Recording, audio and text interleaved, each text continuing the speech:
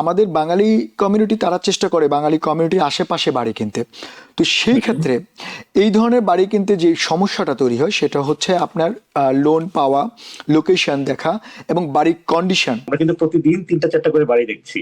তো আমরা মাসে কত প্রায় 100 150 বাড়ি দেখছি, 6 মাসে হয়তো প্রায় 700 বাড়ি দেখছি। তো আমাদের এক্সপিরিয়েন্সটা অবশ্যই কিছুটা বেশি। শুধু বাড়ি ইনভেস্টমেন্টের বাইরেও তো আসলে প্রপার্টিতে লাইক কমার্শিয়াল স্পেস বা এনি আদার স্পেসে কি ইনভেস্ট করার মতো অবস্থা রয়েছে এই মুহূর্তে? আমরা যদি কিছুটা ছড়িয়ে ছিটিয়ে না পড়ি এবং সেখানে আরেকটা ছোট কমিউনিটি না তৈরি করি, তাহলে কিভাবে আমাদের বিজনেসের প্রসার হবে, আমাদের ইনভেস্টমেন্টের প্রসার হবে? অনেকে বলছেন নিউ ইয়র্ক সিটি বাড়ির প্রাইস বা প্রপার্টি প্রাইস খুবই হাই, ডে বাই ডে বাড়ছে এবং আমরা একটা জরিপও দেখলাম হাউজিং অথরিটি ডিপার্টমেন্ট থেকে প্রায় 25 to 30% বেড়ে যাচ্ছে বাড়ির প্রাইস। সেক্ষেত্রে এখনও নিউ ইয়র্কের বাইরে, বিশেষ করে বাফেলো, অ্যালবেনি বা নিউ ইয়র্ক সিটির বাইরে যেগুলো সেগুলো একটু রিজনেবল রয়েছে। তো আপনি তো বাফেলোর ওইদিকে কাজ করছেন রিয়েল এস্টেট নিয়ে, তো আপনার কি মনে হয় যে নিউ ইয়র্ক সিটি এবং নিউ ইয়র্ক সিটির বাইরে প্রাইস আসলে কেমন ডিফার করছে? আপনি অনেক চমৎকার একটা প্রশ্ন করেছেন। আম, আমার মনে হয় গিয়ে এই প্রশ্নের উত্তর দেওয়ার আগে আমার কিছু এক্সপিরিয়েন্স বলি। আমি যখনই দেখেছি TVN24-এ আমি আম, কথা বলি, এবং তারপরে বেশ অনেক মানুষের উৎসুক টেলিফোন কল আমি পাই, এবং তারা বিভিন্ন ব্যাপারে জানতে চায় এবং আমার অসম্ভব ভালো লাগে।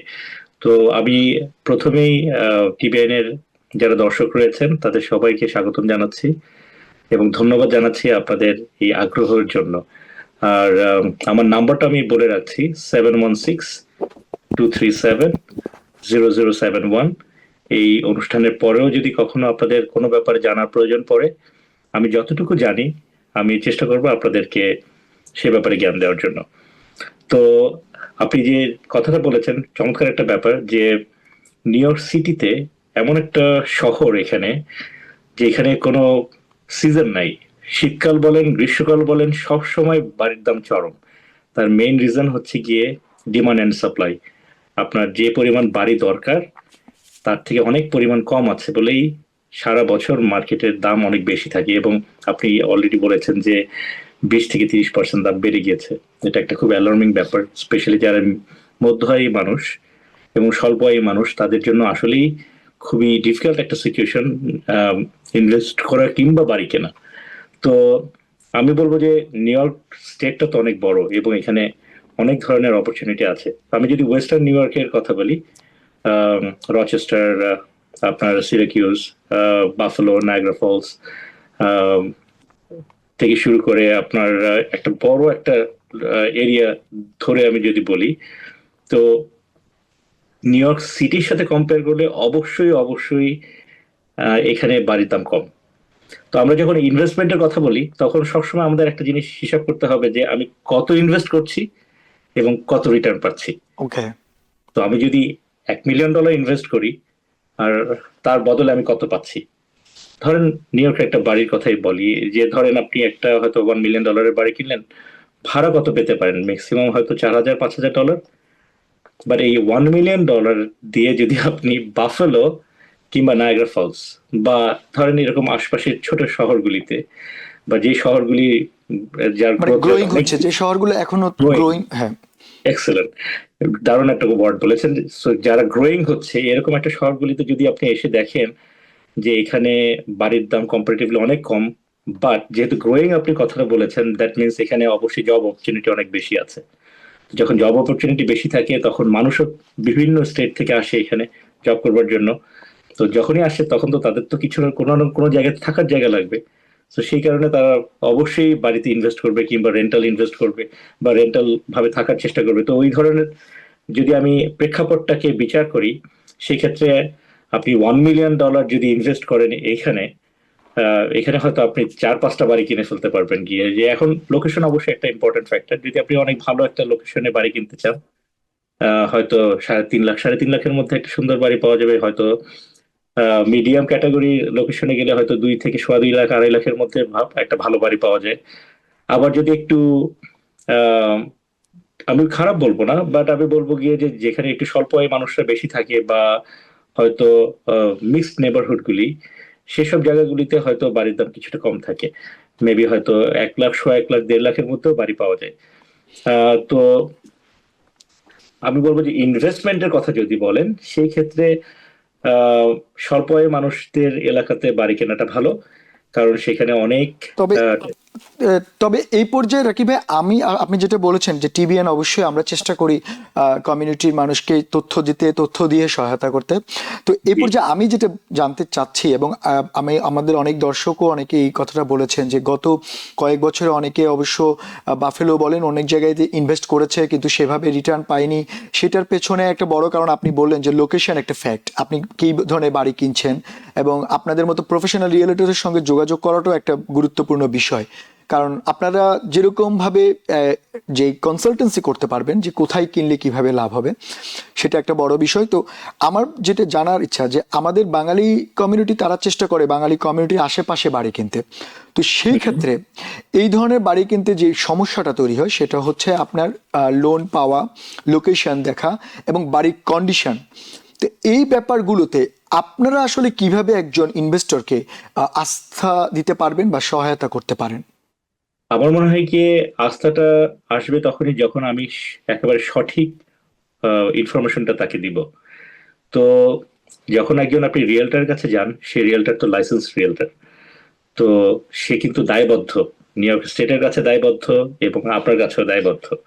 তো সে অবশ্যই আপনাকে এমন কোনো উত্তর দিবে না যে উত্তরটা আপনাকে ভ্রান্ত করতে পারে কিংবা হয়তো আপনাকে খারাপ একটা সিচুয়েশনে ফেলতে পারে।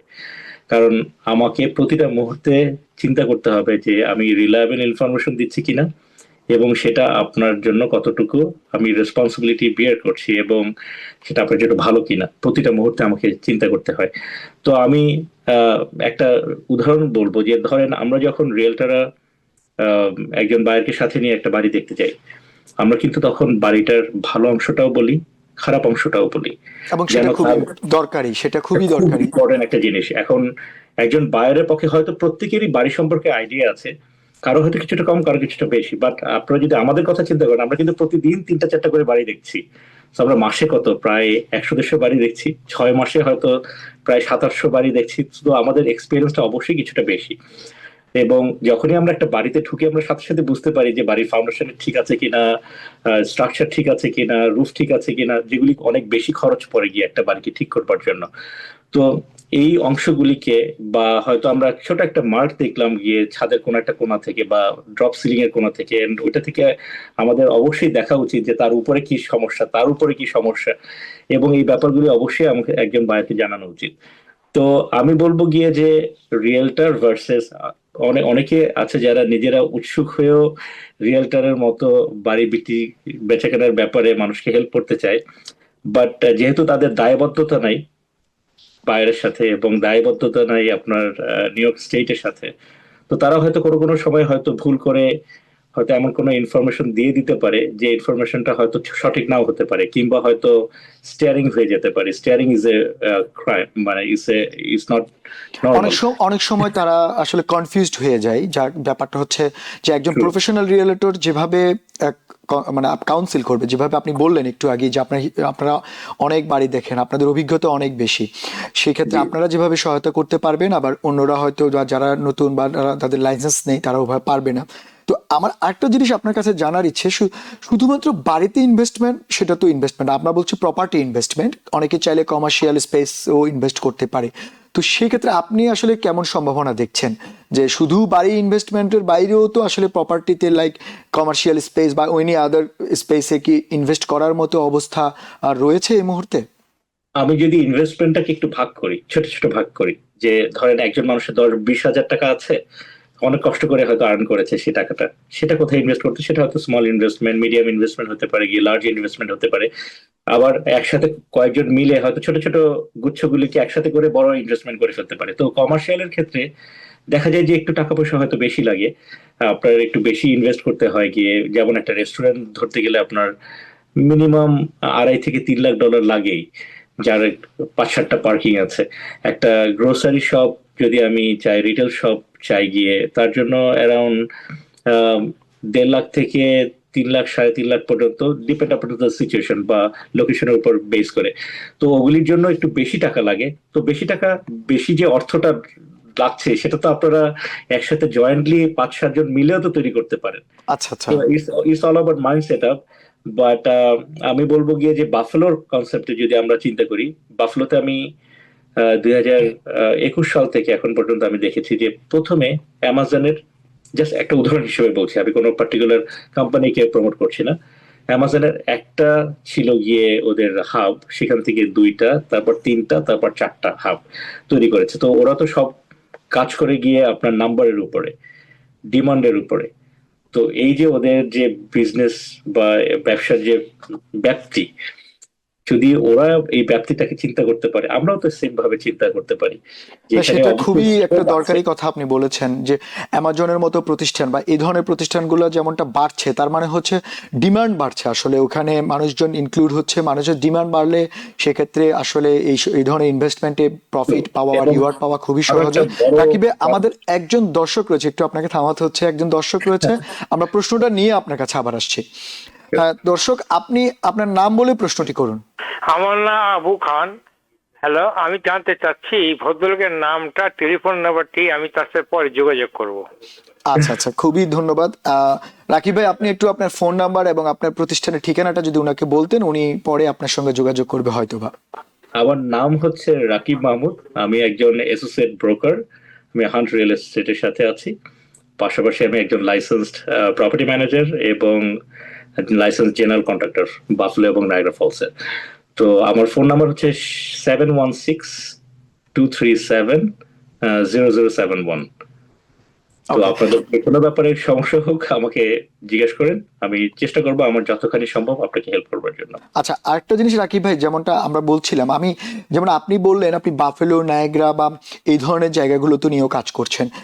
আমাদের কি এখন আসলে ইনভেস্টমেন্টে লাইক দ্যাট নায়াগ্রা, আপনি জানেন যে it is a very tourist zone, তো আমাদের বাঙালি কমিউনিটিতে কি আসলে আপনার কি মনে হয় যে এই ধরনের ট্যুরিজমে ইনভেস্ট করার মতো বা ইনভেস্ট করে আসলে সেই পরিমাণ রিওয়ার্ড বা বেনিফিট পাবে কিনা বা ইনভেস্ট করার মতো অবস্থায় আছে কিনা, বিশেষ করে নায়াগ্রার আশেপাশে আপনি কেমন দেখছেন? এখানে আমরা যদিও বা দেখেছি প্রচুর প্রতিষ্ঠান গড়ে উঠেছে আসলে নায়াগ্রাকে ঘিরে। নায়াগ্রা ফলস এর ব্যাপারে আমি যতটুকু বলবো যে আপনি যদি বিভিন্ন আর্টিকেল গুলি দেখেন রিসেন্টলি, যে নায়াগ্রা অনেক ডেভেলপ করছে, তার কারণ হচ্ছে গিয়ে গভর্নমেন্ট চিন্তা করছে যে নায়াগ্রাকে আসলে আহ, আহ, আরো প্রমোট করা উচিত। এবং আপনারা জানেন হয়তো এখানে একটা অবজারভেশন টাওয়ার তৈরি করা হবে খুবই শীঘ্রই, প্রায় $10 মিলিয়ন প্রজেক্ট। এবং পাশাপাশি আপনি যে রাস্তাঘাটের কথা যদি চিন্তা করেন, অনেক কিছু কিন্তু অনেক ডেভেলপ হয়ে গিয়েছে।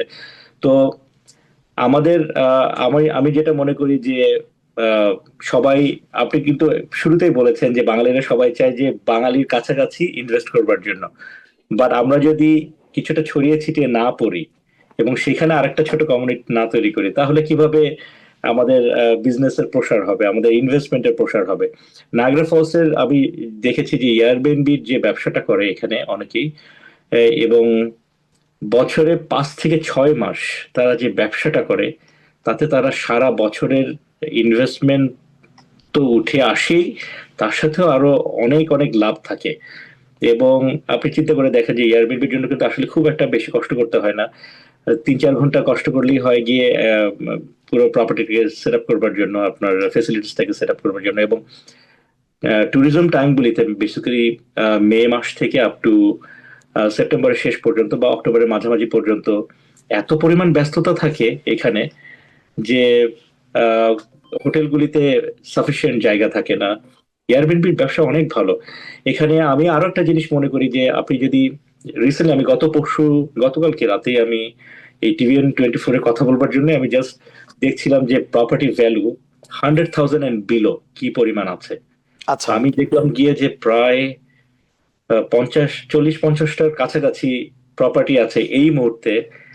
তো আপনি চিন্তা করে দেখেন, আপনি যদি এই প্রপার্টিগুলি একটা রিজনেবল প্রাইসে কিনতে পারেন, ফ্লিপ করতে পারেন,